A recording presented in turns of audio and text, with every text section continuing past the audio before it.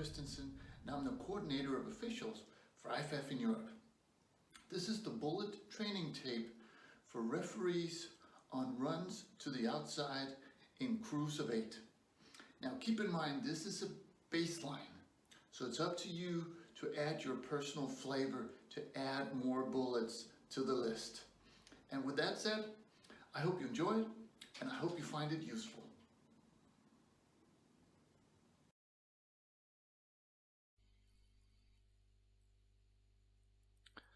So on this first place, we're looking at obviously the referee here, and you'll notice in the bullets that whether the run goes to your side or away from you, the pre-snap bullets are exactly the same. So we're counting team A, obviously, signaling, communicating with the umpire. We want to get that done before they break the huddle. We also have to keep an eye on substitutions. If they huddle, that's not as big an issue because everything happens a lot slower. We then want to have a look at the down and distance here. It looks like it's a 1st and 10 situation, and then we want to have a look at the formation, just to get a feel for what's going on and where is our keys. Obviously, pre-snap is in the backfield. But it's nice to know, is there a tight end on my side so that if he stays in pass pro, I have him and the tackle. Keep in mind, this is on an 8-man crew, so you would always have the tackle on your side. And if the tight end stays, then you also have to pick him up. But let's have a look at the play here and see what goes on. So now we have the snap, and then what the first thing we do, regardless, is we want to make sure that we have a good handoff here, just to make sure that what's going on the field. Not to say that this is our primary focus right here. I would still want to have a look at what happens on the line of scrimmage, just because nothing bad can happen to the quarterback or running back right now. But you need to have a feel for that the ball is actually being handed off. And if the play goes to your side, then we're looking at lead blocks. In this case, it's the center judge. It might as well be the referee. You're looking lead blocks. You're looking inside out at the play, and then you're cleaning up.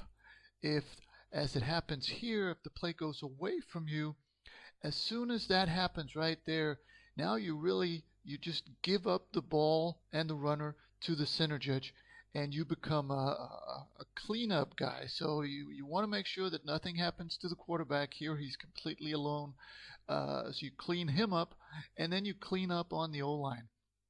But it's really a challenge to completely give up the ball, give up the runner, and go into cleanup mode. But that's really the best thing that we can do for the crew. And then again, after the play, as you'll notice here, it doesn't really matter if it's to your side or away from you. Clean up wide. You can see the referee's doing that right here. He's got everybody in his vision. You also want to get a feel for what is the result of the play. Is it a first down? So you have to signal that. Did he go out of bounds? So, you don't necessarily need to stop the clock, but you certainly have to be aware of it so that you can wind the clock back in. And then, once we get a little further in, you want to make sure that the crew is ready before we can move on to the next play.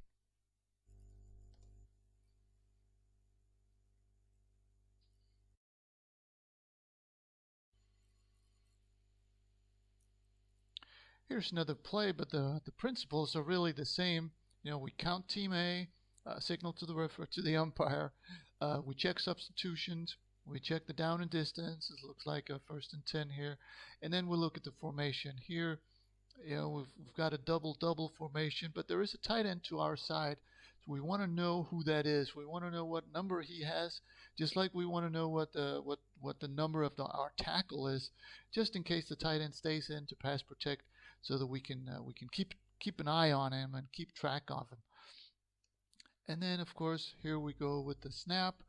Um, and once we're looking at the line of scrimmage, but we also have a feel for this is actually a run now, and now he comes to our side.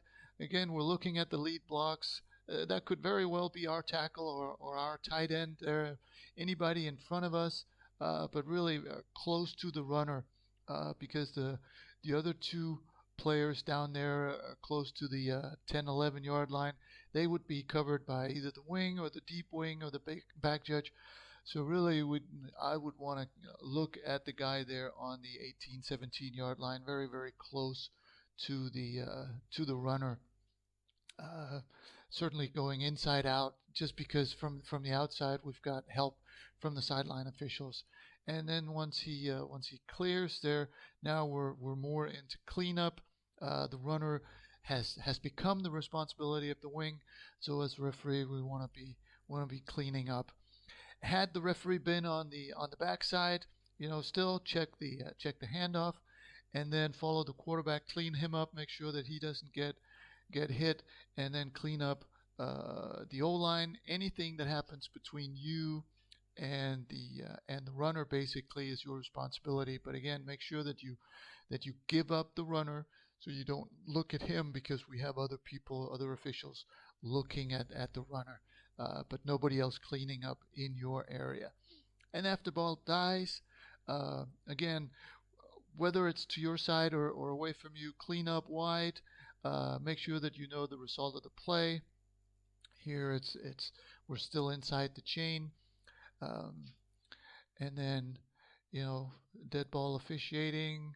Let the guys do what they do, and then make sure that we've got the crew ready for the next play.